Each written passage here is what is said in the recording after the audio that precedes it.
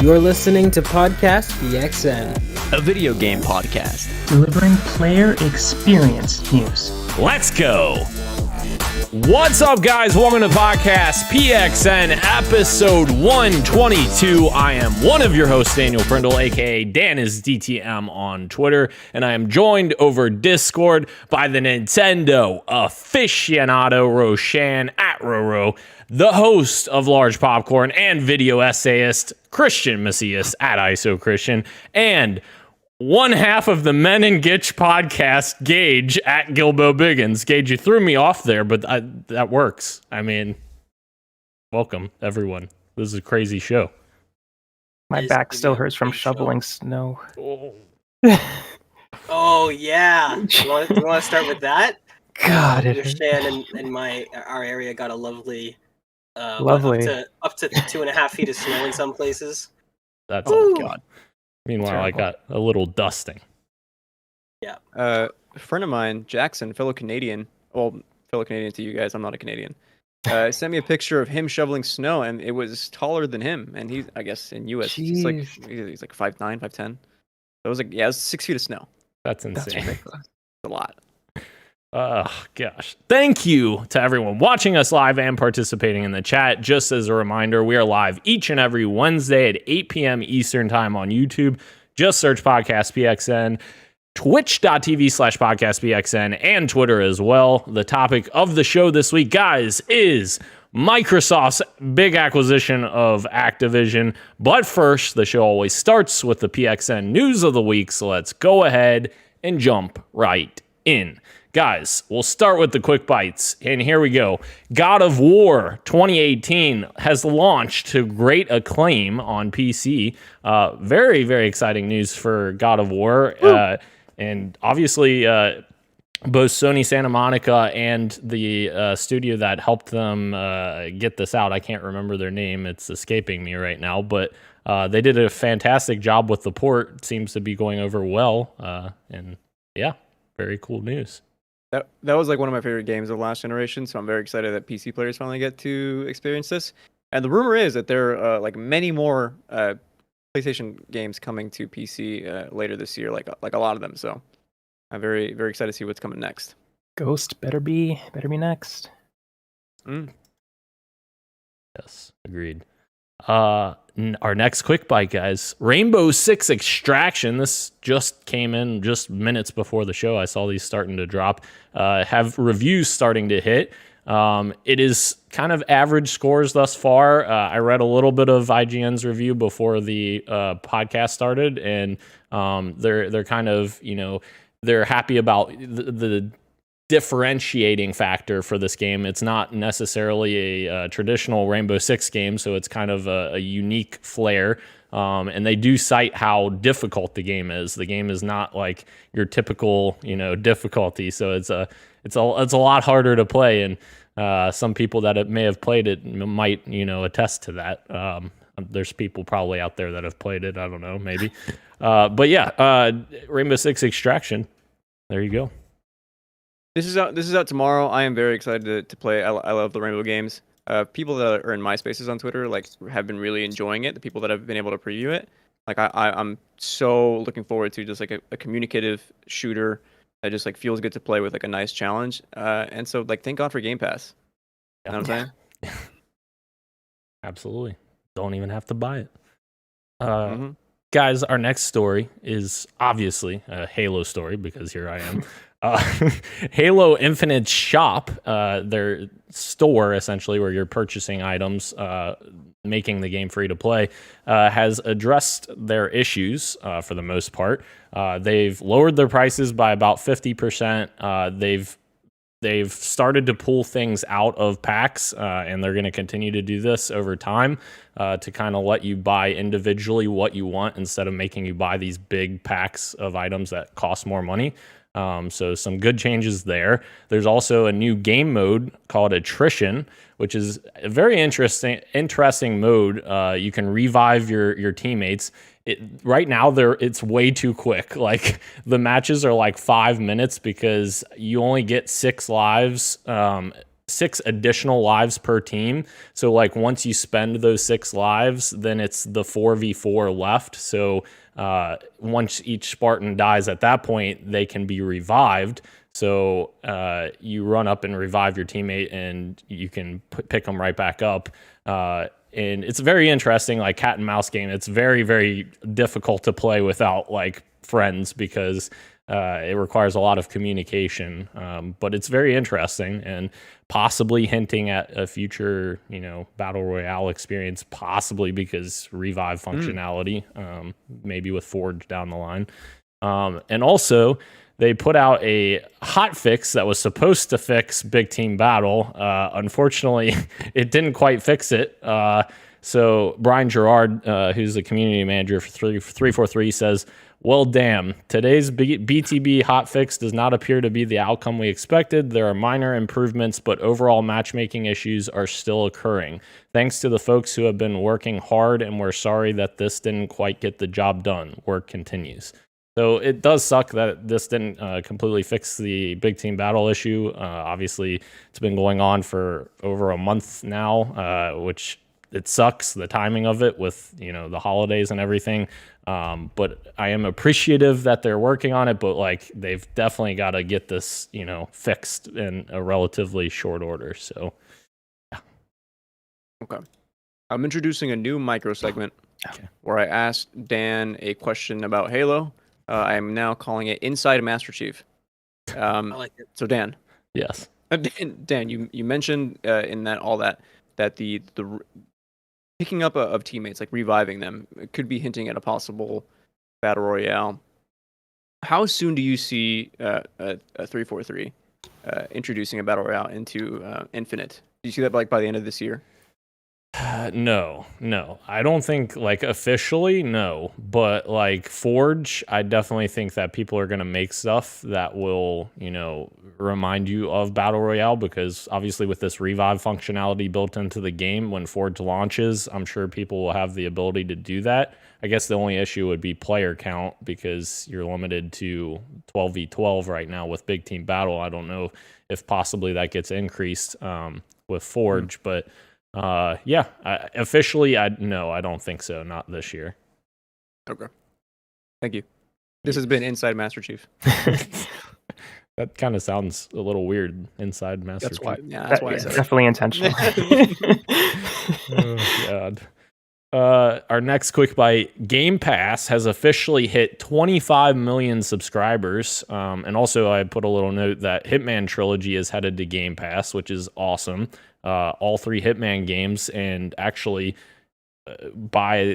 just by circumstance of all 3 games being included, you're actually getting all 3 games in Hitman 3's engine, which is phenomenal. It's the best way to play for sure. So yeah, that's really cool. I think Game Pass being 25 million is a pretty big deal. They were at 18 million just 1 year ago, so increased by 7 million in a year. That's pretty phenomenal growth for Xbox there. So 25. Okay, I have something to add here as well. Sorry. Yeah. 25 million is a lot, and Yes. it's continuing to grow. More so now with the topic of the show that we'll talk about, I'm sure. But for those of you that don't maybe have Xbox Game Pass, and this was introduced last October, but my friend just saw it recently out in the wild, like for the first time. Xbox and Trolley had partnered up. Trolley gummy worms, of course. If you are out in the store and you see some Trolley gummy worms, the sour ones, inside there's a little thing that gets you a month of Game Pass. So if you're looking to eat some gummy worms and try it out, there you go. You like gummy Those commercials worms? freak me out. Sorry, bro. You like gummy worms and Xbox? There you go. Heck yeah. All right. Our next quick bite, guys. Dying Light 2 is apparently guaranteed to have 5 years of post-launch support. Pretty insane.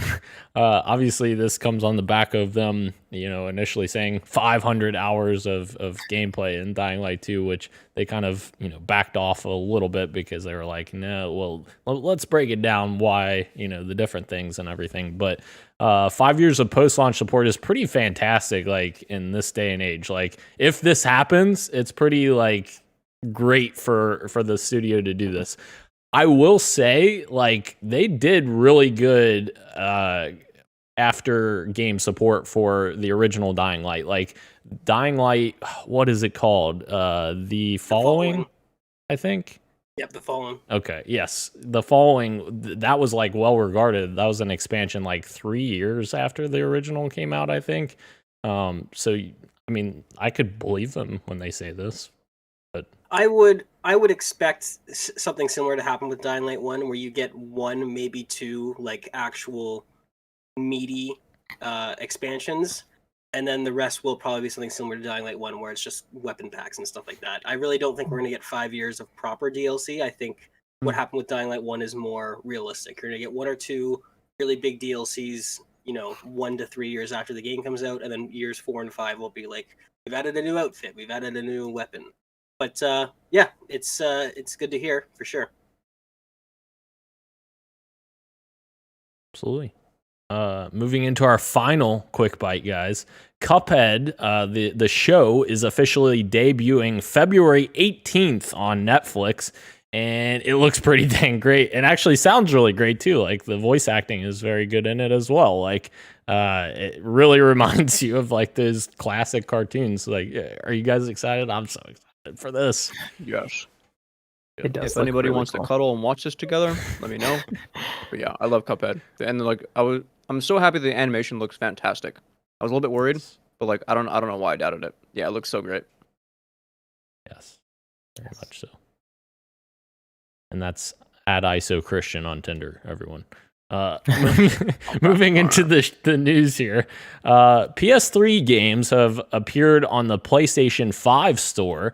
I thought this was interesting, and I think this has come up before, but I couldn't quite remember, so I was just like, we'll put it in here again. But I just wanted to know, do you guys think that this is kind of a signal for Sony working on, obviously, their next codename for their PS Now successor is Spartacus, I think? Like, is this going to be indicative of what we're going to see from that? Or do you think this is just like, a weird thing that it popped up in the store? Because there was people online saying, like, this has happened before many times over the years. I'm reading from someone on Twitter, and it's pulling the price from when PS Now lets you to pay to rent games individually. And they even have, like, little PS Now icons on what this dude had posted. But I don't know. Do you guys think that we will see some PS3 action on this new service? Dude, that is so hard because the PlayStation Store is notorious for being buggy. Like, there's always some kind of issue with it. So when I first saw this, I got my hopes up. I'm not gonna lie, because it feels like the dominoes are lining up, especially with like all the news and like rumors surrounding Spartacus. But yeah, like if you look at the past, it is exactly that. It seems like it's some kind of bug. I would love to be wrong. Don't get me wrong. But yeah, it seems like it's some kind of back coding error. As far as like I'm aware, I'm not sure if PlayStation has even figured out how to get PS3 games onto these systems. I know, like, because of the cell processor of the PS3, like, doing that is just like so hard that like they really haven't figured it out. I think they could if they spent like the money and resources, but I don't think it's a priority for them. Again, my hope would be that they do make it a priority and that we do get like this like extensive library like how Xbox has. But yeah, I just don't see it happening. Would love to be wrong.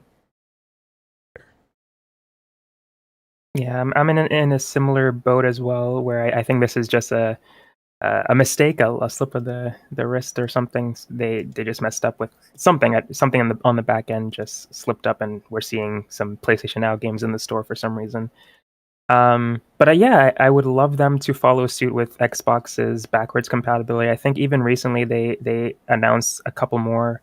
I think earlier today or yesterday, but some, like, they had a sale with ID and Xbox or something like that with some backwards compatible games. There was a whole list of great, like, Xbox 360 games for dirt cheap that I've never heard of, some that I had heard of, but I just think it's so cool that those are just available for you to play if you want to. So just piggybacking off of Christian, I would love them to kind of follow suit in that regard and have those games available. Probably be a lot harder than we all think it would be, but I would love them to eventually get to that point as Xbox has. Yeah, I think this is probably not related to Spartacus, but I think Spartacus will add PS3 backwards compatibility. Oh. I do think.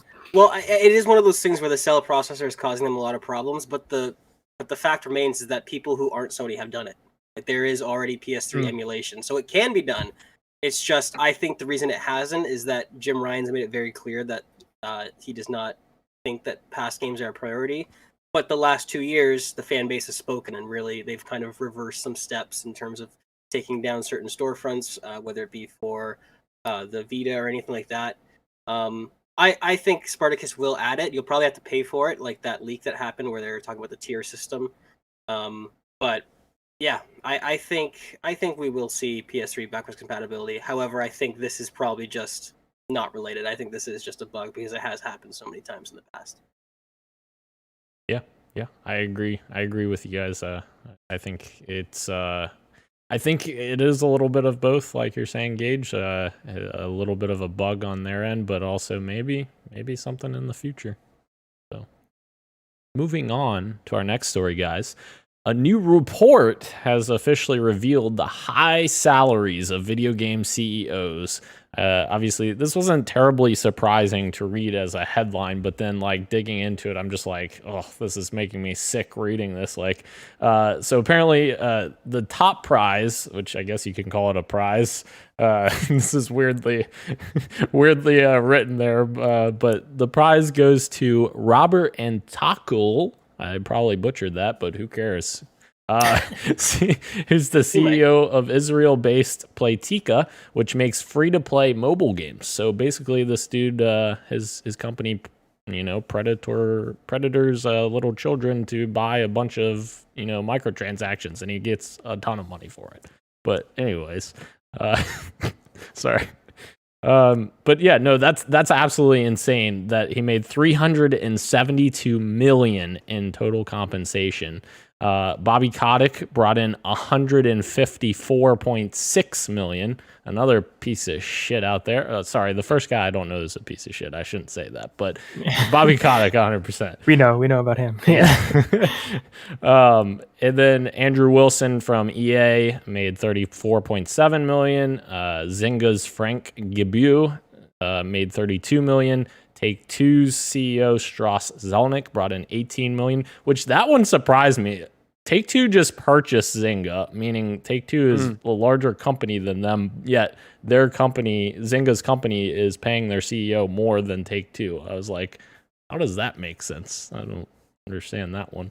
But yeah, there's other notable names in here as well. The list goes on. Yves Guillemot just getting under $1 million, which that was a little surprising.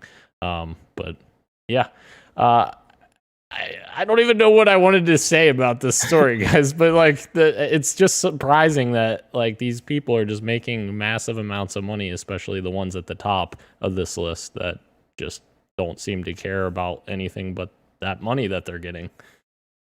Here's what I'll say. It's time to unionize. Agreed. Yeah. And even if not unionization, you'd think that one of these companies would have the idea where it's like, if say I'm the CEO, for example, I'm surprised that none of these massive companies have thought, what if I cap my wages and give the excess to all of my developers and have the highest paid game developers in the industry and everybody wants to come work here? Yeah. What would happen to our games? What would happen to the quality? And that's important, Cage, because it's like, in my opinion, like I agree, like you set a cap on what the CEO can make. If you don't reach that cap, then they'll just get paid whatever they get paid. But like if they go over that cap, like why would you not invest that back in your company and your employees? Like give that money to your employees that made that fantastic product that made you make all of that money. Like they are the ones that deserve it. They're the ones making the game. Like exactly.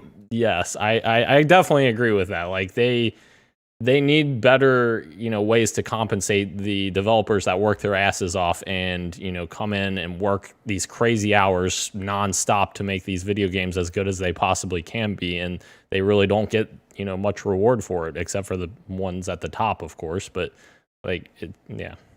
It's crazy because, like you said, Bobby Kotick, $150 million for the year. That's an insane amount of. That's an unfathomable amount of money. Like, even if I was the CEO of an extremely successful company, I'm like, do I need more than $1 million a year? Do I even need $1 million a year? Probably not. But like, you'd think you'd set some cap somewhere, and then even if Bobby Kotick only took 120 million, and that 30 million was distributed amongst his employees for like raises or anything like that would go a long way. And again, maybe your employees would be happier, and maybe that you'd see that in the work. But it's crazy to me that nobody's thought to try that yet. So, yeah, super unfortunate. Absolutely. I'm just depressed now. Well, you're depressed, Christian, but have we got some good oh, wait, that's more depressing. Sorry. Our last news story, Bobby Kotick, you may have heard of him. We may have talked about him a few times. Who? Yeah. he was apparently suggesting that Activision Blizzard was going to buy Kotaku and PC Gamer to change the public narrative of Activision. Instead of actually addressing the issue. What the fuck? I don't. Bobby, no. I don't even understand that. Like, apparently, that strategy's happened before. It's been done before. That's true. I mean, this is like when Jeff Bezos bought the Wall Street Journal and this was is like, exactly what I was yeah. So, I wonder why these articles are coming back. And then you see the collages on Twitter of people like after he's purchased Wall Street, all of a suddenly pro wealth, these articles that here's why the tax wealth is actually not a good thing. Like, okay, sure. Here's why you making no money is actually good for the country. Yes, I just can't even comprehend this story. Like, you have people clamoring for you to be fired, and your best idea is to come to the company and say, let's buy a bunch of journalists so that we can make me look a little better. Except the problem is, Bobby, Kotaku is one of the worst fucking outlets right now in terms of, like, they produce so much garbage. In my opinion, this is just my opinion right now, but that's not even a good fucking publication. Like, I don't know. Yeah. Quality of the writing aside, which I actually agree with you, Dan. It's funny that they would go after Kotaku, which, if I were to take a wild guess, the majority of their writers probably don't like Bobby Kotick. Yes. So it'd be really interesting to see, like, did he think that plan was going to work? Maybe that's why it scrapped. Somebody said to him, like, hey, Bobby, everyone there fucking hates you. You can't do this. It's not going to work. Everybody loves me. What are you talking about? Yeah. Oh my god. What an insane article to come out this week, by the way, like, of all weeks. Absolutely. I love to him that's the easiest solution. Like, he can't change the culture of his company. He's like, let me just buy all the people saying negative things. Like, switch it I could be a better person, or I could just manipulate the media. Obviously, I gotta manipulate the media. Yeah, that's what $150 million will do to you. I guess that's oh my what god. happens. So, and then on top of this, as we'll talk about here in the topic of the show in a little bit, in terms of the acquisition, but apparently, as a result of Activision Blizzard's stock dropping nearly 15% after the sexual harassment and workplace abuse had been coming out about Activision and Bobby Kotick, Bloomberg were reporting that it had prompted Phil Spencer to approach Bobby Kotick with an offer to acquire the company. But Bobby Kotick actually didn't want initially to do the deal with Phil and went out to other suitors like Facebook and Meta, I guess you could call them, for a deal, which I don't see how Facebook would have been a good acquisition at all, because that would have probably fixed none of the issues at Activision, and we would have probably gotten a bunch of Quest exclusives from Activision. Like, it would have literally just made things worse, I think, than better. There's a difference between good for them and good for us. It would have been absolutely good for them, because Facebook is just as bad as Activision, where they would be like, yeah, keep pumping out your products, keep doing this, keep doing that. But it absolutely would have been bad for us, for sure. Yeah. So, guys, that's the news. But before we get into the games we were playing, or what you got for me, I forgot. We will give a little update on the Fantasy Critic draft that we did. This guy. And I was looking at the list here. Nobody bid on any games this week, so I got awarded all. Show up? Do what?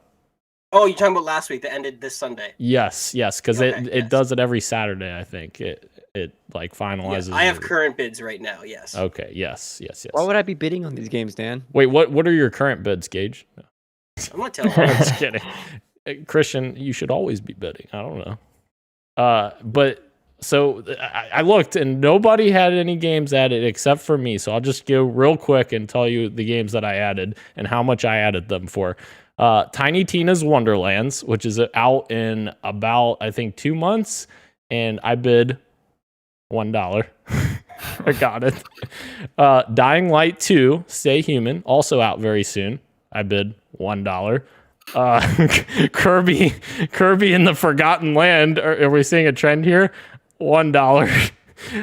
Which I feel like that's going to be a phenomenal deal there for me. It is. God damn it. And then I was doing some real deep research, and I know nothing about this franchise whatsoever. But I looked That's up. a good pick. Yes, I looked up scores on Open Critic and Total War Warhammer 3 because the first two games both got, I think, 86s or 87s on Open Critic. And I'm like, that's an easy win. $1.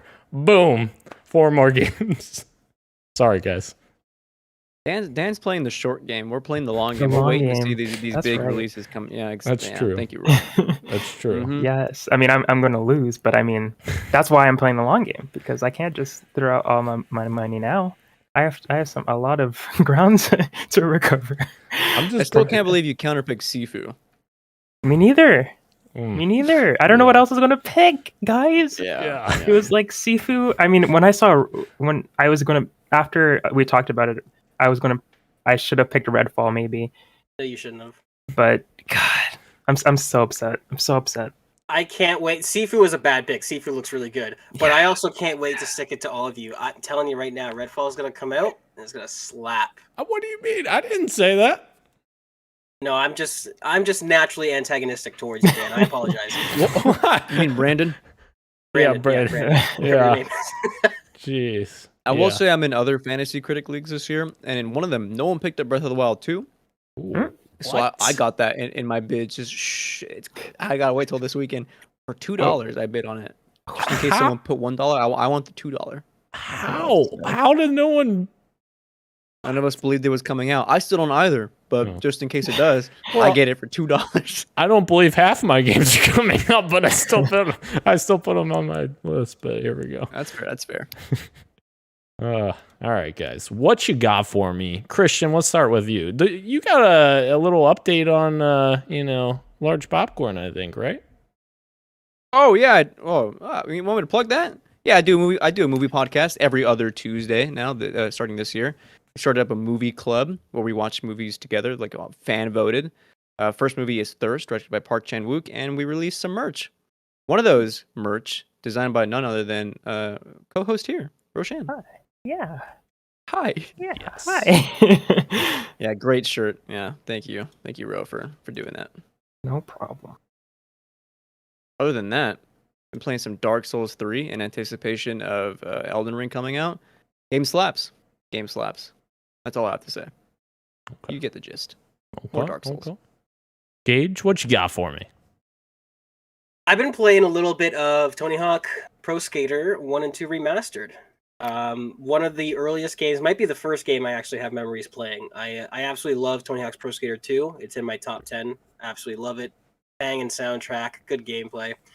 I have a question for you guys. I don't mean to stir shit. You know me. I never mean to stir shit. But Tony Hawk's Pro Skater 2. If you remember, there's a bunch of levels, right? You start off with level 1. You go and you do these 2-minute runs. You try and accomplish certain objectives. The run ends. So you restart and you keep trying. The question I have for you, gentlemen, is Tony Hawk's Pro Skater the first roguelike? I'd argue no, because the game mechanic or the mechanics are the same, but the level isn't changing. Fair. Never mind. I like where your head's at though. I've been playing Back 4 Blood, which is an actual roguelike, and that's good. And just trying to level up and get some good cards. It's still a good time. And last but not least, I have been playing God of War on PC, and it's fantastic. Oh my good lord. Ultra settings, 90 frames per second. That's what I wanted. That's all I've ever wanted. 90 frames, that rocks. Ooh, yeah, it's good. It's buttery smooth. It's and again, it's another fantastic port. Everyone's praising God of War, but honestly, there hasn't been a miss so far. I haven't played Horizon, so I can't speak to that. But the Days Gone port was fantastic. The God of War port is fantastic. So they just keep getting W's. And I think I have something to mention with these ports that's related to our topic of the show. So I'll save that for later. But yeah, playing some Tony Hawk, playing some God of War, having a good time. Interesting. Ro, what you got for me? I unfortunately have not played much this past week. I played a couple of matches of Smash Bros. In here, which I did. I played a couple of matches as Sora, undefeated, mind you, destroying these fools out here as Sora. So that's what I've been playing, and I wrote that I'm super excited for Pokemon Legends next week, which is going to be after the show, but super excited anyways. So yeah, that's pretty much all I've had the chance to play, which is some Smash Bros. In between classes. Heck yeah. And I have been playing a video game, guys. A video game that I thought that I was going to play a long time ago on the PlayStation 4. And now I started it on the PlayStation 5. I know. Yep, you know where I'm going with this now. I think I do, yeah. Okay. The Last of Us Part 2. Yep. And wow. Here I started. Oh, now I understand your tweet now, Yep. I think. Yeah. So you got to the scene. I did. And I have thoughts on this, but I'm going to do it in the most non-spoiler way possible because I don't want to provide any spoilers for people, even though the game's been out a while. But I made it 2 hours into the game, got to the proverbial scene that we are talking about, and honestly, I will get 100% honestly, I went in with no expectations, and I was like, I'm going to either just enjoy the heck out of this or I'm going to hate it. And that's the impression that I gave myself way back, when I found out things. I got to that scene and I couldn't help but want to shoot myself in the face after playing that scene or watching that scene play out. I hated how they handled that entire scene. I hated that they did it so early in the game, and it was even more impacted by that because I don't have any attachment to the character that is doing the thing that I hate at the point in which it's done. And I just feel like it was done in such a disrespectful way to what I love about the franchise. Like, it literally makes me hate everything that they did to the game. Like, the first game was so magical and perfect, and I loved it so much. And I just feel like they betrayed all of that, in my opinion, in that specific scene, and obviously throughout the rest of the game. So, like, I don't know if I'm going to go back because I literally got to that scene, finished the cutscene, and I was like, I'm done. I'm shutting this off. I can't go any further. But yes, I tried. Yes. I have a legit take here. Okay. Here's my legit take. Dan, your opinion's first of all valid, totally understandable. I understand where your head's at. That scene in particular, I think. I think most importantly is purposeful. I think they want you to feel that way. So like my actual answer to you is that you're supposed to be feeling this right now, and you're supposed to go through the rest of the game and see how you end up on the other side. They want you to have like this emotional ride, and this is how they want it to start. So you hate it now, but trust me, by the end of it, you'll have similar but different feelings. That's my honest take. If you feel like you want to bounce now, I mean, I wouldn't. That's fine. That's fair. But yeah, see, if you feel like it's disrespectful now, just see it through and see what they're trying to say. Yes. Yeah. Okay. Yeah. I agree. Now I just want to say something out there because I've heard that, and again, totally like Christian said, your opinions are valid, and I don't think people who didn't enjoy the game necessarily have ulterior motives. I saw that going around a lot, like dismissing criticism. I don't think that's fair because I don't think the game is perfect. But what I will say, from that point that I hear, is that it happened too early in the game. Did it happen too early in the story, though? Because video games inherently take way longer than any other art media to make. So it did happen really early in this game, but if you look at what this is, which is part 2, right? It's supposed to be a continuation of the first game. Did it happen too early in the story of what's happening? My answer is no. I think that it's like if you take everything that's happened in the timeline between those two games, again, knowing that games take 5 to 6 years to make and you can't really get them out back to back, I think people had 5 years to sort of think about The Last of Us and become attached to characters and stuff like that and have their own headcanon and all these things. And while I don't agree with certain choices in the game, I do echo what Christian was said. I would say push through, because while it might not be the story you wanted, it's still a really well-written story. And again, the performances and technologically, the game is superior to anything that's even come out since. So I would say keep playing. That's my suggestion. But I hear what you're saying. I try to look at it like that. Like, is it too early in the game? Maybe. Is it too early in the overall story? I don't think so. So my other issue is I'm not crazy about that character that does the thing. Like at this point in the game, I'm not. You're not supposed to be. I don't think You're not supposed to. Okay. Yeah. All right. Not now. I guess yes, I totally hear what you guys are saying, but like my problem is like if they had taken me on a journey, and I'm sure they will take me on this journey after this point in the game. I'm assuming they will anyways. But like if they had taken me on a journey with this character that did this thing before this happened, I would understand because I'd be like, okay, I'm seeing the story of what's happening. You're going to understand, but they're You doing gotta it play in the a rest of different the game. direction. Yeah, they're just doing it in the opposite direction. Yeah. So I You're agree gonna- with you, yeah, Dan. yeah. I actually think the game would have been better if they did what you're saying. Yeah. However, you'll still get to that point. It's just they did it in the opposite. I think I agree with that. I think all of the marketing for The Last of Us Part 2 should have not included the people we already know. Right. Yes. And it should have been a bait and switch halfway through the game. I think a lot of people think that. They didn't do that, and it kind of sucks, but I still say, give it a go. Give it a try. It's a fantastic game. Okay. Remember when we thought she was Ellie's mom? Yeah. Damn, how times have changed. By Did the the way, math there's this- ever really check out on that, though? Probably not. No. There's a scene, Dan, by the way, in like the second half of the game that like legit, this is the closest I've ever come to having a panic attack. That scene is so incredible. Oh. It's so There's, good. there's many for me in that game. I mean, you should, oh my yeah. god, dude! It's Like, so good. I understand how you're feeling, Dan. Just to give my quick thoughts real quick. I don't want to spend too much more time on it if we're moving on. But I know how you feel about them feeling like they are disrespecting the character Joel at the beginning. But I do feel like they honestly go out of their way as they continue the story to make Joel an awesome guy, and what you love about him. Like you'll get that. I don't know what the word I'm looking for, but you'll get your feelings in positive. I'm trying to think of the right word, but just see it through. I think you should see it through. I didn't like that character at first, but by the end, I was like, I think I'm one of the few people who, well, maybe not on this podcast, but I'm one of the few people who actually enjoyed that character that did the thing to Joel I did as too. the story went on. But yeah, Mhm.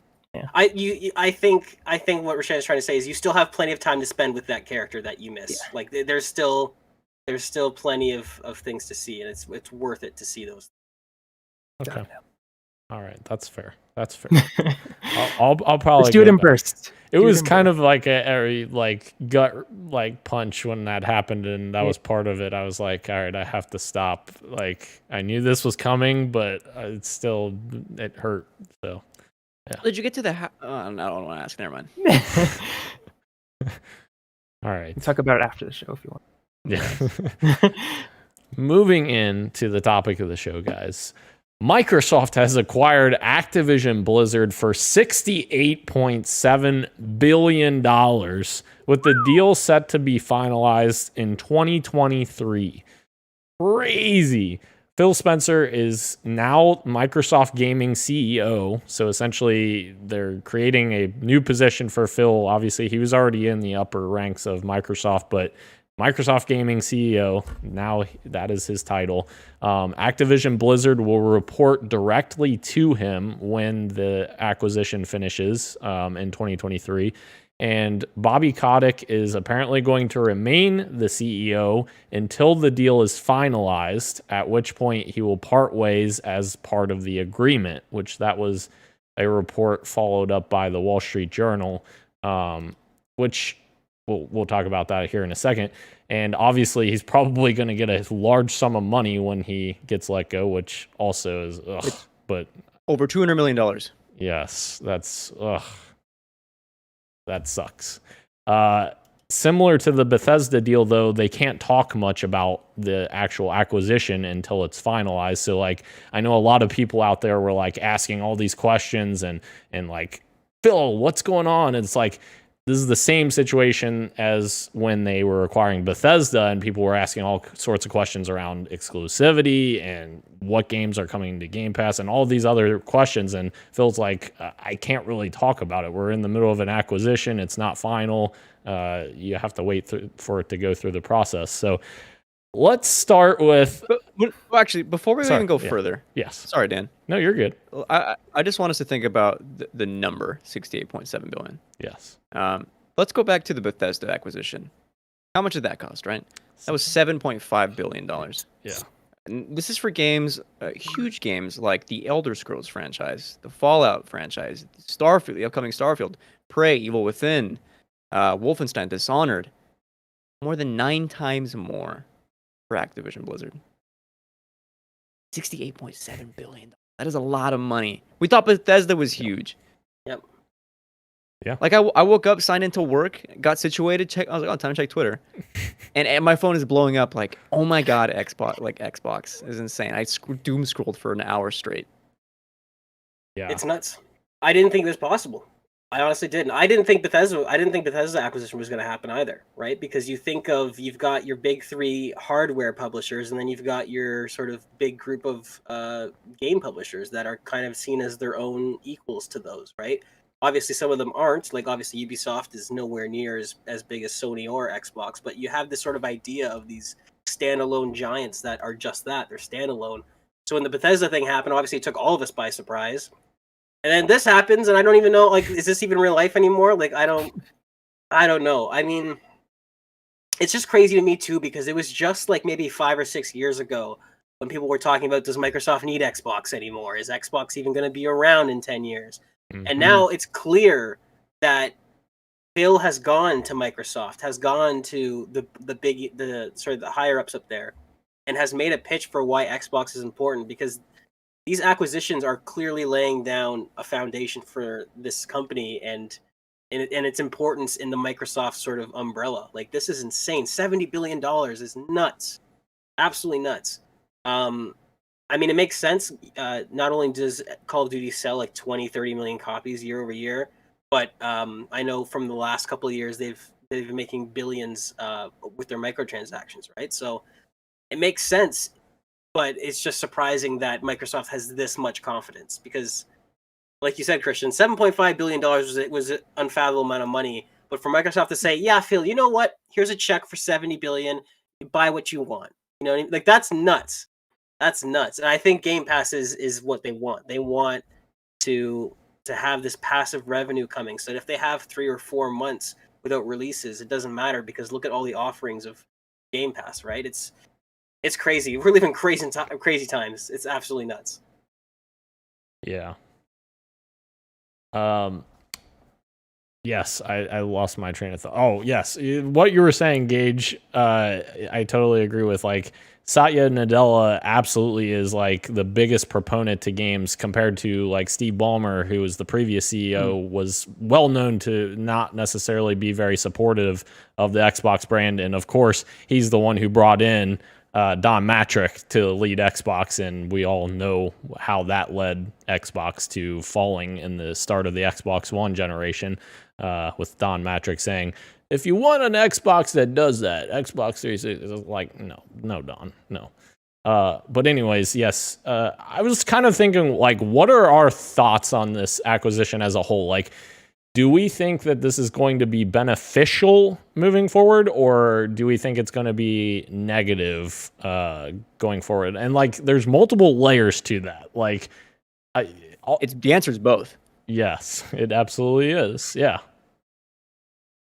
Yeah, well, I guess since I started, yeah. The first things first is like, for me at least, is Bobby Kotick. Immediately, it's Bobby Kotick. Like, is he leaving? Luckily, as articles have rolled out, and as Dan has mentioned, already, like as the day progressed and into today, Bobby is looking like he will be leaving once this deal finalizes in summer of 2023. Obviously, he's being escorted out gently, not the way I would like it to go. Like, I think this dude should be paying reparations and fines and stuff, but like, him leaving is still the silver lining, right? Looking at the gaming leadership team after this, comprised of I think 50%, if not more, led by women. I think is absolutely incredible. Phil Spencer, like one of the biggest proponents of inclusivity in the industry, so to have him running Activision Blizzard, I think is going to be awesome, especially for the employees. Like that's the big one for me is like, are the employees finally going to be happy? Because when I think about Activision, I think about all the ways these studios have been sucked into becoming Call of Duty supporters. Toys for Bob, right? I think if I remember correctly, they were the developers of the newest Crash Bandicoot game, which was critically acclaimed, very well received. So much so that like, people were thinking that Crash Bandicoot was going to come back for more sequels. And months after, it was like, well, they're going to support Warzone now. Having Microsoft be at the head of this, I think finally allows for, if they want to do it, have developers split off, have their teams to make the games that they finally want to make. I think that's going to be like my like most exciting thing about this whole deal. Yep. Yeah, I hope that's what it means because Call of Duty makes a lot of money, and I'm sure Microsoft is like a definitely a better company to have leading these groups of people in a lot of different ways. But at the end of the day, it is a company, so I don't know. I don't think they're going to be as money hungry and money grubby as Activision is, but saying or getting rid of a studio that's working on Call of Duty, which makes bank, will be interesting to see who they decide to cut loose from that chain of companies that just work on Call of Duty, and who they decide like, okay, you guys have the freedom to do something a little bit more that you're passionate about, which I think they will do, but it's just interesting to see which ones they choose to do, because I still think they're going to have a bunch of people working on Call of Duty because, again, it sells so well. But yeah, I'm Warzone funny. Yeah, that's true. Yeah, I'm just interested to see how like exclusives work in the future. Like, what's Overwatch 2 going to be? Is it going to be multi-platform or not? I'm sure we'll talk about that as we continue. But yeah, it'll be interesting to see how games work in the future. But I agree with Christian. I just hope the culture shifts in a positive way with this. That's the main thing that I'm excited about, I guess. Right. Yeah, I mean, you definitely don't spend $70 billion and not continue with Call of Duty, because that is the big ticket item. I do think though, the reason that they've had all these studios on Call of Duty is because Bobby Kotick has made it clear that they want a new box product year after year after year. So what I could see happening with Phil is that maybe he says, let's try. Because now more than recently, if you browse subreddits and look at the community, people more often are saying like, well, can we have a COD that's 2 years? That's a 2-year cycle. That's a 3-year cycle in terms of the support for the game. So if Phil comes in and asks the teams and asks the leaders, do you want to do this? Do you like, let's say hypothetically Modern Warfare 2, that's rumored to come out, almost certainly is coming out. If he goes to them and says, do you guys want to support this game for 2 years? If so, that frees up one of those support studios. That frees up Toys for Bob or High Noon or High Moon, one of those studios. So it's going to be really interesting to see what Phil does. I hope that is the direction he goes, because people forget a lot of these studios have legacies in games that aren't Call of Duty. Like Treyarch made Amazing Spider-Man 2, one of the best superhero games of all time, right? A lot of these studios have made really great things, and I'm hoping that Phil will go to these studios and say like, hey, if we want to do a COD that's supported for 3 years, well, that means Treyarch can do something else in the meantime. They can work on something that they want to do. Infinity Ward can experiment with something. I think we're all hoping that's the reality that we get, but it remains to be seen, because again, this is a lot of money they've spent. So Phil obviously needs to have a plan that he pitched in order to recoup that money. So I don't think we'll see these games going exclusive, especially games that have a legacy like Call of Duty. Call of Duty is definitely not going exclusive, in my opinion, because the majority of the player base is on PlayStation. more than PC and Xbox. So I think that would be a bit silly to just try and get rid of all I that. actually was thinking about this. Is like there's no reason why Warzone is going to go away. Like I think the answer is that Warzone continues to be like this product that's going to be iterated upon year after year, like despite whether or not Call of Duties go like bi-yearly or however they decide to do that future. So like I think Warzone is probably the one that is safe on like other hardware, on specifically PlayStation 5. Right. If that's the case, then you can get that fixed there. But if you want like the big Call of Duty, like the new campaign, the new like AAA shooter, having that be behind like an exclusivity of like either on Xbox or on PC, like that's a big get. That's and I can huge, see yeah. that totally happening as well. Jesus. It is. It's a very aggressive move, and I don't know if Phil would do it. I guess it's gonna depend on what's more important. Is it the business or is it the optics that Xbox for the past 6 years has been desperately trying to reshape, right? Because they are going all in on this console of inclusivity and allowing players. They've been promoting crossplay, all this stuff. I honestly think that while they want to get more people on Xbox, the simple fact that Call of Duty will be on Game Pass is already going to get lots of people to flock. That's already an amazing That's get. true. Right? So the exclusivity is like them doing a full measure, whereas I think they're going to start with the half measure. I think they're going to see how many more hardware units they're going to sell. Just simply, hey, if you have Game Pass, you're going to get Call of Duty. You don't have to worry about buying it. You're going to get it. And maybe with Ultimate, they throw in, if you have Game Pass Ultimate, you also get the first Battle Pass for free as well. So I can see them doing that. I don't know if they'll go straight to, if anything, maybe campaign is sort of is exclusive, but the multiplayer is still huge. And especially when it comes to Warzone, I think a lot of I haven't played Warzone in years, but if I remember correctly, a lot of the stuff in Warzone you have to get by playing multiplayer. So if they did that, like it'd be a very heavy-handed move. And I don't know if that's what they're going to do, but it is entirely possible. It's a huge get for Game Pass, though. So let me backtrack real quick, just to say, like, I think it is like you guys were saying before, like the creativity is absolutely going to increase with the teams, and Game Pass is going to allow those teams to make smaller projects. Like you see it with Grounded, with Obsidian, and you see it with Ninja Theory's what's it called, Bleeding Edge. So like Phil's going to empower those teams to make things that they want to make in addition to, Call of Duty or whatever else that they're making. So I think that's great news. I think one thing to caution about this is something that me and Gage were talking about yesterday when we were playing is the fact that right now, this is a great move and great for the industry, I think, in general, because Phil Spencer is the man at the top. The problem is Phil Spencer going to always be at the top? No. Eventually, Phil's going to be moving on, and who is going to replace him? That's the important key. Like, Microsoft is a company, as you all said, bro, you said it yourself, like, they are still a company. They're looking to make money and everything. So is that next guy that comes in or next woman that comes in to replace Phil, are they going to have the same affinity to games and to these studios to allow them to do what they want to do? That's kind of the more important thing. Like they have to continue to make sure that this culture and this tradition of these games continues even after Phil's gone, because we all know Phil's awesome, but Phil's not going to be there forever. So, right.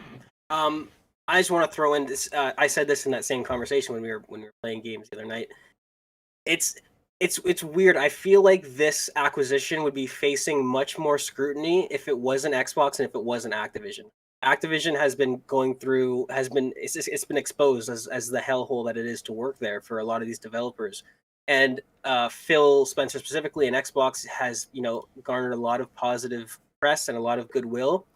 So this acquisition, people are mostly focusing on the culture and the creativity. But there is the other aspect. There is the monopoly, the sort of antitrust aspect. Now, I'm not familiar with any of the legal proceedings and all that, but I do worry when I'm not a fan of Disney and how they're buying up everything under the sun, and Microsoft is starting to get to that point. So I think a lot of people are really happy because, like I said, Activision has been awful to its workers and Xbox has been really great. So Xbox buying Activision, like that's what people are focusing on. But there is some worry here, at least for me, because Dan just said, what happens if Phil's replacement is another Don Matrick? What happens then? What if they have all this control on all this IP? Do they just, does somebody decide to just pull everything? Do they say to all the developers, you know what, no, you're going back to Call of Duty, we're doing it yearly? So while it's really good news right now, it has the potential to be a problem 5 years from now, 6 years from now, whenever Phil decides to, hang up his hat. To press that further, even I like immediately, right? The big thing was like, oh man, imagine all these games are coming to Game Pass. Which, for one, like that's great just on that level. But two, like I started to think about that article that came out, Sean Layden interview, where he talks about whether or not the current Game Pass model is sustainable for like big AAA releases, and like whether or not you agree. Like that's I think those opinions are valid. Like at that time. That sort of changed with the Bethesda acquisition, but certainly now with Activision, the current price model, I don't know if that works anymore. Like, I think I think you're going to see a price hike in the next, after this acquisition, like probably next year, shooting up maybe another $5 to even $10, because they just own too many things to be that low of a price. I agree. I actually said the same thing to Dan the other night. I agree wholeheartedly. Yeah. Yeah, we had that discussion, and like, my thing is I totally agree if their numbers stay the way they are right now. However, like if Game Pass gets tripled in the next year, like which isn't necessarily unfeasible with all of these acquisitions they've made, if it goes to 75 million people a year from now, that's a lot of money they're getting on a monthly basis just for Game Pass. Like, and the fact is like if that continues to expand, like you're continuously getting that money, whereas maybe someone buys a $60 game from Microsoft, but maybe they'd buy a $60 Ubisoft game where you don't really get much of that. You only get a small slice of that, whereas Game Pass is all of their money and it's a constant revenue source that hey, we're getting X amount of money every month because all of these people are paying into a subscription. I think it's going to come down to whether or not Game Pass sees huge growth from all of these acquisitions. I think that's going to be the most important thing to see if we get that price hike or not. And I don't think it's crazy to think we'll get like a couple dollar game price hike here in the next few years or so. But like, I don't if that happens and they see expansional growth, like very large growth, I don't see them like increasing at a huge amount of money, in my opinion. This is going to be insane if the chip shortage continues, right? Yeah. All of a sudden, Sony can't meet the market demand of PS5s. I mean, they can't now. Surely by the holidays, they probably still can't. But then, like when this deal goes through, and to have like huge games be available, like your Call of Duties be available with an Xbox, suddenly it's like, that's a no-brainer. You can buy this bundle, with Xbox Series S, not even the X, get a few months of Game Pass for your kid, and they're set to go. Yep. And Microsoft has stopped making Xbox Ones. They're only making next-gen consoles. Sony's still making PS4s. Yep. Which... Yeah, they decided to start making more because they couldn't give us PS5s. Yeah. Wow. Yeah, I think Game Pass is the ultimate goal, because video games historically have always been a gamble, because you're spending 3, 4, 5 years on a project, and you don't get that money until you launch, until you ship. And that's why we see things like Cyberpunk happening, and all these. You have the people who know the money side of the business, who are in control of the money side of the business, pushing the developers and the artists to release so that they can get their payday.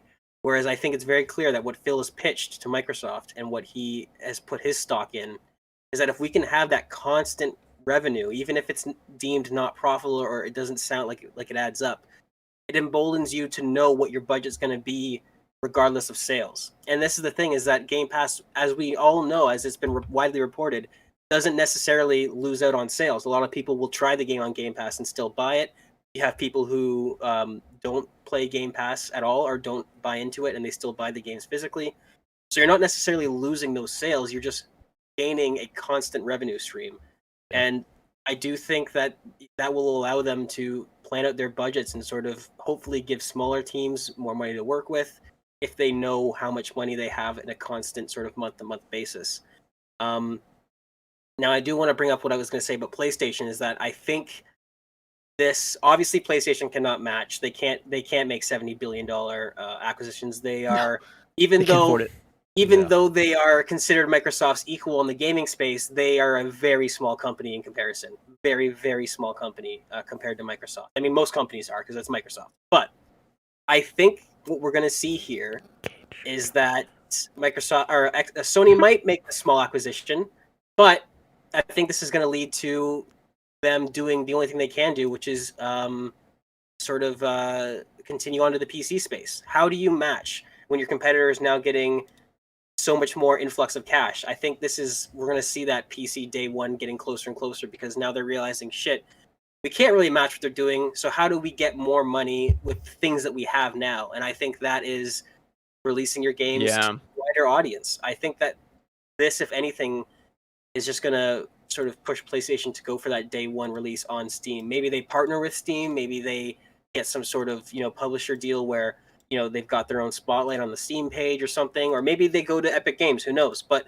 I think this is going to make Sony really start to look at how they can get their games into the hands of more players to sort of counteract this, because they obviously can't go out and buy EA. They can't go out and buy these companies, and we don't want them to, right? I mean, we don't want this sort of future where, each company owns half the games and you have to pick and choose. Like, nobody wants that. So, yeah, I think so. I think we're going to see Sony push for PC day ones as soon as the end of this year. Honestly, I truly think. Just to piggyback off that real quick as well. I hate that I say that. Piggyback. It's coming back from grad school. Anyway, that's an aside. Yeah, the big question was how does Sony respond? And honestly, well, one, they still kind of have to, right? And Gage, I think, illustrated it really well with, like, you respond by doubling down on what you already have and what you've already been doing, which is just releasing the games you already own on PC. That's a great answer. The second is just, like, they don't really need to buy anything either. Like, they still have, like, their AAA studios that they're, like, making, like, tons of games right now. They're doubling down on VR hardware. And I think that's the culture right there now seems to be more like a culture of cultivation, whereas, like, the partnerships that they've had for a while with separate teams, they've been slowly, like, onboarding them to grow their studio, like, slowly but surely. I don't think buying the answer would be the right thing that would then be, like, some big response for Sony, because I don't think that's what they're really concerned with. So I guess that's my take.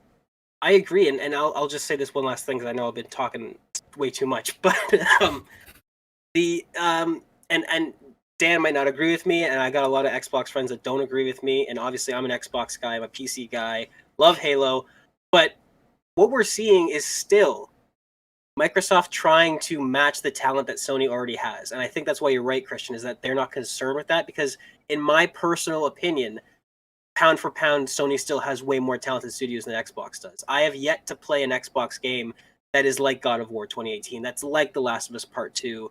That's, like Spider-Man PS4. Like, they have amazing studios. And you're right, they're just going to double down. And I think, again, that's why I think the only move they can do is they don't need more talent. They need their talent to be accessible by a wider audience. And that's why I think that's what their move is going to be. It's going to be this new Spartacus. They're going to have some sort of answer to see if that monthly revenue model works for them at their volume. And I think you're going to see, hey, you know what? They're buying up all these talented studios. We already have the talented studios. So why don't we release the things that they're making to a wider audience and see if that means way more sales, and PC gamers, they're going to also they're going to miss a lot of the trade-ins and the GameStop stuff, because a lot of PC games obviously are digital. So yeah, that's what I think. I think Xbox is trying to match the talent that Sony has, and they've tried to grow studios and it hasn't really worked. So their answer is to go out and acquire talented studios. And I don't think Sony's really worried, because they still feel, and in my personal opinion, is factual, that they still have majority of the talent in the gaming space.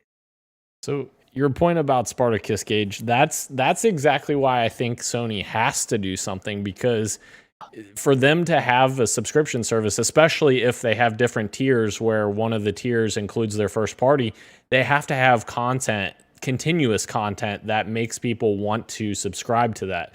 And the problem is with Sony is they don't have the number of studios. Yes, they have extremely talented developers, but they don't have enough developers to sustain a business model like Game Pass right now because they don't have those studios. Now, yes, they can bring in third parties and everything else to fill that, but like at the end of the day, exclusives will be what drives that subscription, that specific subscription. So I do think it's important for them to do something.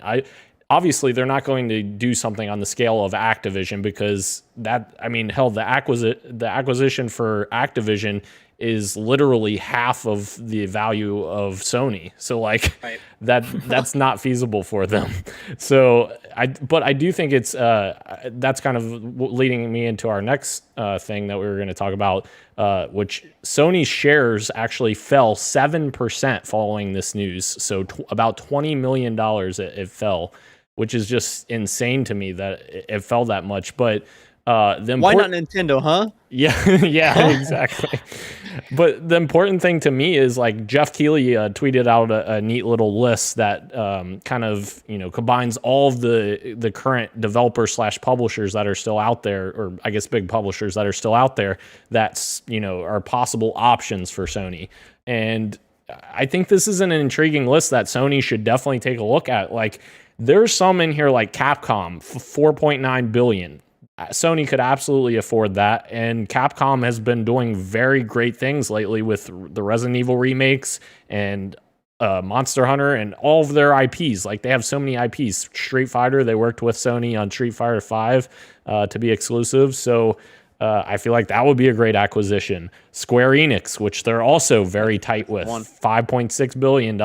They're already tight with Final Fantasy and everything in that regard for Square Enix. So like there's definitely publishers out there that Sony could afford that would definitely increase their value proposition for Spartacus whenever that does get announced. But it will be interesting to see like what happens. Like what do you guys think is going to happen? Like I know, Christian, you said that you don't necessarily think that they need to go down that route, but like does that maybe, make you think like maybe they need to do something like, along the lines of Insomniac or something like that? Because Insomniac, that was a cheap acquisition. A steal. Yes. A steal, man. But yeah, to answer your point, because you're right. And yeah, this is a great list, by the way, by Jeff. I think that if there is an answer, Square is probably the most obvious of them all. They've had such a long relationship going back, to the PS1 that one feels right, especially with like, the big Final Fantasies being exclusive. I guess no, that's not true. 7 Part 1, I guess. 7 Remake didn't make its way to other consoles, but I think the new one, 15 or 16, will be an exclusive if I remember correctly. I think so. Console exclusive. I think so. And I'm not sure if Remake made it to Xbox yet. I think it's on PC. Yeah, but it's not on though, Xbox. Right? Yeah. Okay. But it is still console exclusive. Okay. Yeah. So that one I think probably makes sense. And Square is constantly releasing games like all year. Not all of them hit, but most of them are like beloved darlings. That I think that would make sense for if you're trying to bulk up the Spartacus there. And then I think Konami would just be a great get because they're not doing anything right now. They're not even making games. They're making pachinko machines. Like the IP is just sitting there. They've had a long relationship before. That I think if they did acquire them, that would be. I think people would love to see them be in the PlayStation house because that would mean a possible Metal Gear comeback. So. Yeah, I think of this list, I think those two are probably the most obvious ones. Stuff like Konami excites me. Square Enix too makes sense because of the long relationship they had, like you said. It just makes sense for those two to get together. But I think we touched upon it earlier that I just don't want stuff like this to happen because it does just like exclude a huge group of people, and obviously that's the whole point of doing it because they want more people on their platforms and stuff like that. And I do think the answer is that's what is kind of what Gage was saying is that they don't really need to do anything because they have those awesome exclusives that people are still coming over to PlayStation to do. And I understand the Spartacus talk that we were talking about earlier, but I don't know if PlayStation needs to do much different than what they already are doing to keep competing with Microsoft. I think, and as we talked about, I think we're going to talk about, Activision's still going to be putting out games for PlayStation. It might not be all of their games, but they're still going to be getting some Activision games here and there. How much of them, or is it going to be the full game? I don't know. But I'm sure there needs to be an answer to this, but I don't know. As everybody kind of already said, it doesn't have to be as big as buying another company or something like that. But something like Konami, I think, is exciting because, like you said, they aren't doing anything. So bringing them over and kind of forcing them to do something with their IP would be exciting, and for being exclusive would definitely get a lot of eyes on them. But as I said, I think a lot of eyes are already on them. I don't think they've really deviated because of Microsoft purchasing Activision, in my opinion. But yeah, I think I will say. Oh, go sorry. ahead. I will say, and shout out to Emmett Watkins Jr. R.I.P. to all our hopes and dreams of Crash Oh, and Spyro no. in the PlayStation All Stars Battle Royale 2. Yeah, sorry. Yeah, that is that's unfortunate. But maybe they'll make their way to Killer Instinct now. Who knows? Okay. What was I gonna say? Yeah, I think Square Enix is. So I actually agree with you what you said, Dan. I wasn't really thinking about the Spartacus aspect, but you're right. They definitely don't have enough content throughout the year to warrant, I think, or to at least to pitch that to the average consumer, because they really do have 2, maybe 3 big games a year if you're lucky. And is that worth, the price? So aside from making a push for indies like Xbox has, where they're getting a lot of indies onto the service, I think a small acquisition probably maybe is something that's reasonable. I think Square is probably the most logical choice. And then my second choice actually would be Capcom, because they've already had some pretty close relationships. Like there was the thing that leaked about Resident Evil Village, that they had an agreement with Sony that it wouldn't appear on Games Pass or anything like that. And Capcom has been making a push into VR with all the Resident Evil games, as does Sony. Sony is VR. So imagine that's a PSVR exclusive now, similar to how Half-Life Alyx is a PC VR exclusive. I think that would make sense because you have all these Resident Evil games, again, getting really good IP under that umbrella, and an IP that matches with what they already have. I think Capcom would be a really good choice, and then you could start seeing some Resident Evil VR exclusives on the PS VR 2, and even having some studios talk to each other. Like Naughty Dog does really good horror, and the studios that make Resident Evil, you could have these studios talking and sharing notes and all that stuff. I think that would be really interesting in terms of IP if they acquired Capcom as well. Yes. And I want to apologize. I have not kept us on track here, so I'm going to backtrack a little bit here to our next one here. But Zach Wynn says, good show, fellas. Keep up the solid work. Thanks, Zach. And, of course, Brenty commented very early in the show, fellas, have a good one. Thank you, as always, Brenty. But, guys, I wanted to ask you, and this is kind of a twofold question. What do we think the most important? We touched on a little bit of some of this, but I want to go full-fledged here.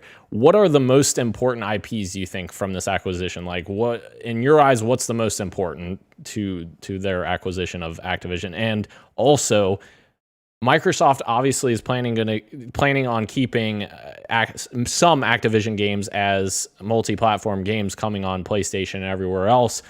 What do we think those games are going to be? Like, I'm curious to hear what you guys think, but also, like, my mind, and I know you guys talked about Warzone and separating Warzone and making Warzone, the multi-platform experience, and Call of Duty, the single-player campaign and all of that coming to just Xbox.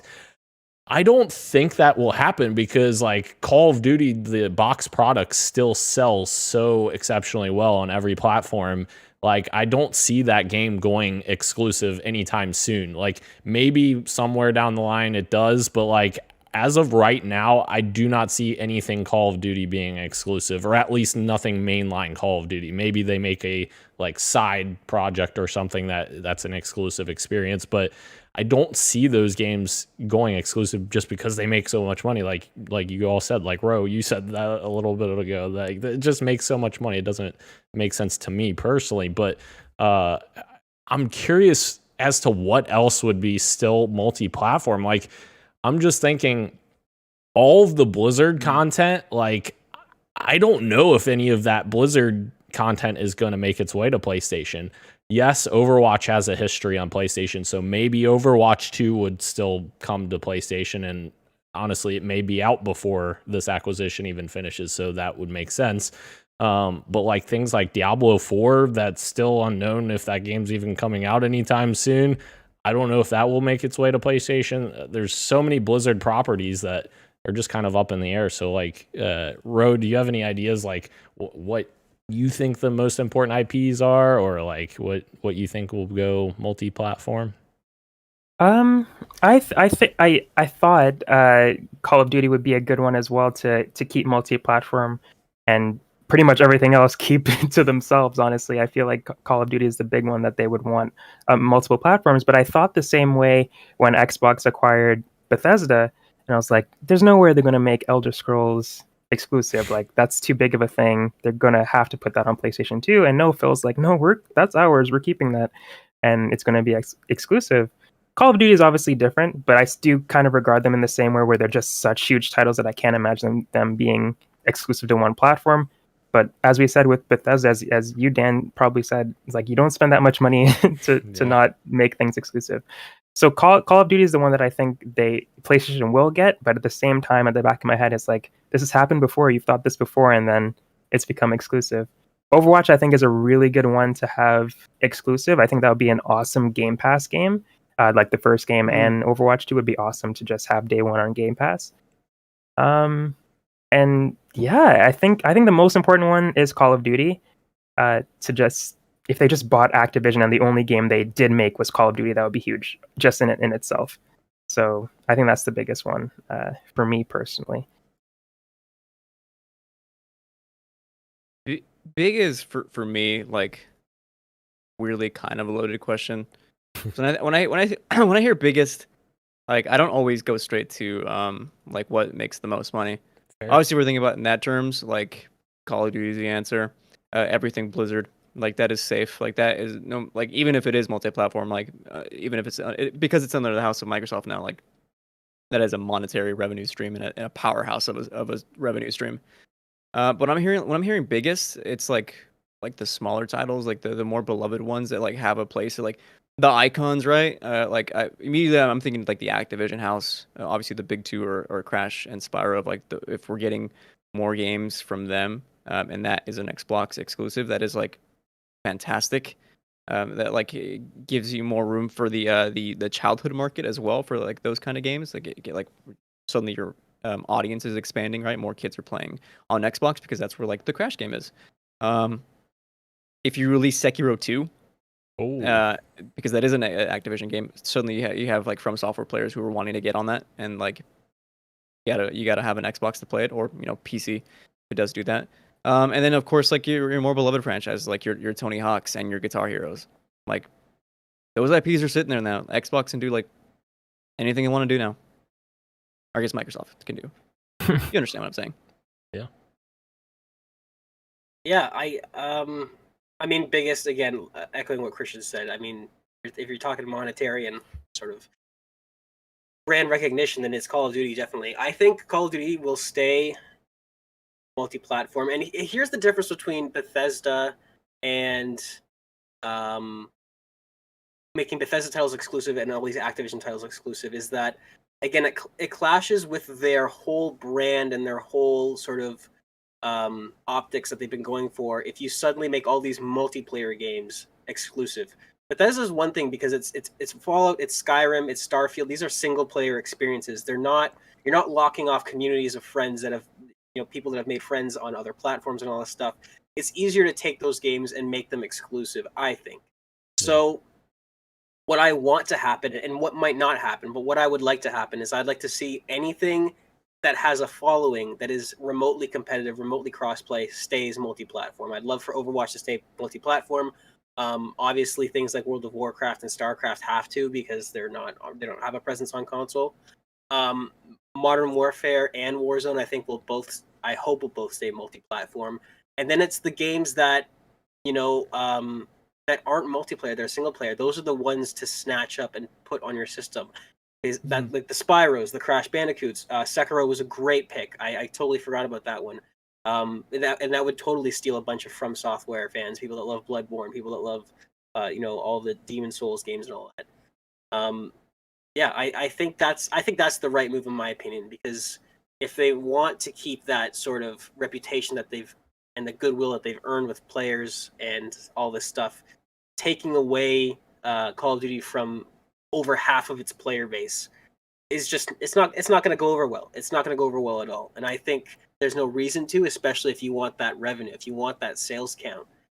Because like we said, they're making a lot of money with Game Pass, but Game Pass doesn't immediately kill all their box sales. So if they still want their 30 million units sold from Call of Duty, you're going to have to keep it open to other systems. And yeah, I think it would be a smart move to make your single player games, your Spyros and your Crash Bandicoots exclusive.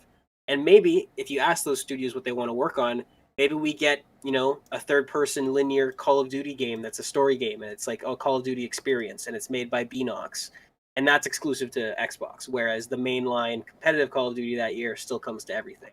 I think there's definitely a middle ground that I hope they find that I think is fair, but I'm hoping they don't just take everything and make it. Yeah, fair. What a fun conversation, right? Like, I'm not gonna lie to you. The weight of this acquisition didn't hit me until today at the gym at like 1:30 when I'm like when I was squatting. I was like, no, I was legit. I was like, damn, Xbox really got hands. Like they did this, and like it hit me. And so can we get? Can I just go ahead and will this into existence? I posted a little bit of this on Twitter, but then now I'm going to expand it. Can we get a Banjo X Spyro X Crash Bandicoot game, please? A mascot platformer. Whose gameplay format do you use for the game? All of them. Exactly. What about Spyro in Banjo's backpack? Oh, that's actually. But I love Kazooie. I can't kill Kazooie. Kazooie's gone now. The opening cutscene is them murdering Kazooie, and he Yeah. puts Spyro in the backpack. Yeah. Oh no. Here's what you do. You bring back DJ Hero. I'm kidding. Christian, DJ Hero was actually awesome. I played this. It was not. I played What? it. Not awesome. This sucks, dude. What? I played DJ Hero 2. I didn't play the first one, but I loved that game. You're I just didn't even sitting there pretending that you're Steve Aoki. Yeah, I didn't know anything about turntables or anything, but I fucking love that game. Oh, can't believe you said that, man. Sorry. All right, the last thing, guys. This is kind of an important question.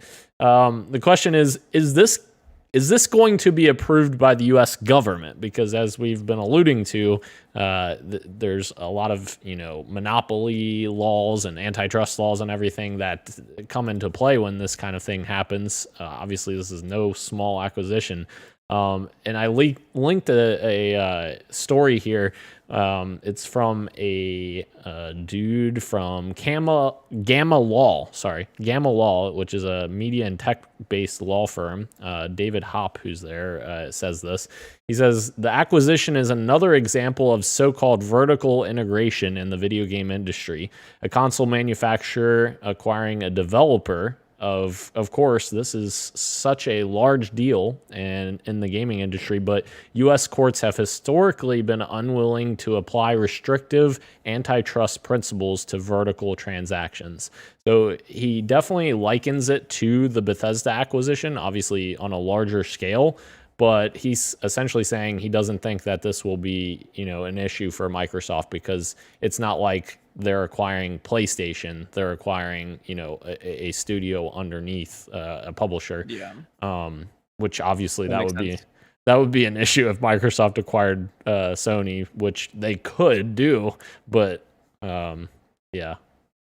But yeah, I guess that makes me answer my question as I guess it will be approved. I don't. If history is to be repeated, then yeah, I think they're probably safe that it'd be okay. This will go through. Legally, it's not going to run into any pushback. But again, do we want a future where Xbox runs PlayStation out of business? I don't think any of us want that, right? No. I'm definitely, like I said at the top of this topic, I'm still worried about the precedent that this sets, and I don't want this weird future where half the games only come to PlayStation and half the games only come to Xbox. And PC players are the only ones who get both. Yeah, I mean, what about legally, Nintendo? Nintendo's in the backyard playing with mud. It's not in the conversation. I'm sorry. Hey, put some respect on Nintendo, man. I'll put some respect on Nintendo when Nintendo respects its customers. That is fair. Anyways, when they respect their own IP. Yeah. But yeah, no, I think I'm worried. on a personal level about the precedent, I don't think legally they're going to run into much trouble because Disney had no problem buying up everything. So, yeah, I don't think it'll be an issue. But I worry that Xbox, because it knows that Sony can't punch back, we get to a future where it just buys up everything and Sony just kind of can't keep up. I don't want that. I mean, like we always say, competition is great for the consumer, right? So, Yep. Yeah. Agreed. Glenn is in the chat saying DJ Hero Don't was say it. awesome. Thank you. I agree. Take that, Christian. No, I'm just kidding. Sorry, go on. Yeah. Is any do you guys have any other thoughts about this acquisition before we close out? It's obviously Insane. crazy. Can't wait to see where this leads. 5 years from now. Phil, you're a What this wild all man. looks like. I hope the culture changed so I could play Overwatch 2 when it comes out. So I don't feel Yes. guilty about it. This is a toxic game too, by the way. Yes. Jesus. Yeah. I definitely, that is one of the positives. I think Microsoft will definitely have a huge impact on the actual, employee workplace. Obviously, it's going to take time because it's not until 2023 that they're taking over, but hopefully it'll get better. That's the only bad thing about this whole thing is that Bobby Kotick's still going to be there for another year plus. Ugh. Maybe the closing window does start June 2022 to July 2023. A lot of people are using that longest date, but Xbox, they might want to try and speed this up as quickly as possible. So we could potentially be rid of Bobby Kotick, in 8 months' time, which would, I think, a lot of us would be very excited for. and just to touch on what Christian said earlier at the top of the topic is, it's the corporate business world. Like, yeah, it sucks that Bobby Kotick's not being dragged out by his heels, but you do kind of see how, he was there, he made the company a lot of money, so his what do you call it, condition was probably, I get to leave on my own terms. At least that's what the public thinks, right? So I think that's why they're being so vague on their wording and saying that Bobby will continue to run things as normal, blah blah blah. But like we all said, it looks like he's gone as soon as the deal comes through, and that they'll be reporting directly to Phil. So I think that culture change will come. I think how long it takes we'll wait and see. But I'll be glad to be rid of him, and hopefully Phil can take some of that money, like we were talking about, and put it back into the studios and really let them experiment. And I saw the tweet going around about that little stipulation in Bobby Kotick's contract where if this thing happens, he gets this much money and et cetera, et cetera. Like there was like 4 scenarios, and only one scenario he made like 6 figures. The rest he made like millions of dollars from leaving. Unfortunately, that's those contracts, how they were written. I mean, it's quite literally the price Microsoft has to pay. I don't know if there's any Trailer Park Boys fans here, but there are some pretty great memes going around about Microsoft. I'm going to give you this much money to fuck off. That's pretty much what's happening. Phil's giving him, here's $200 million payout. Here's your $150 million payout, whatever it is. Sayonara, see you later. And as much as it's not what we all want to see, it's the best possible realistic situation that we could get. So he'll be gone. I think the workers will probably be very happy about that. And I just hope that the future is bright. I hope that Phil does for these studios what he's done for other studios, which give them some autonomy, let them create the games they want to create. And aside from that, the price hike, I think that's coming. I think that's coming this year. I think they might. I would be willing to pay $5 more for the content you're getting. I don't think they'll go that high in the first hike. I think it'll be a $2 hike. Dan? Yeah, that's probably the strategy, right? Yeah. $2 hike, and then go ahead. You want to make a bet on that, Gage, that it will not increase this year? I don't. I don't. I got enough faith. I don't have enough faith. I think by next summer you're gonna see a $2 increase. Well, what's warranted and what they, obviously they're okay with taking hits, clearly. So I think a price hike is absolutely warranted as of right now. It was warranted a year ago. This service is incredible, but yeah, whether they do it, how long they want to delay, that's up to them. I have no idea, but I think it's coming.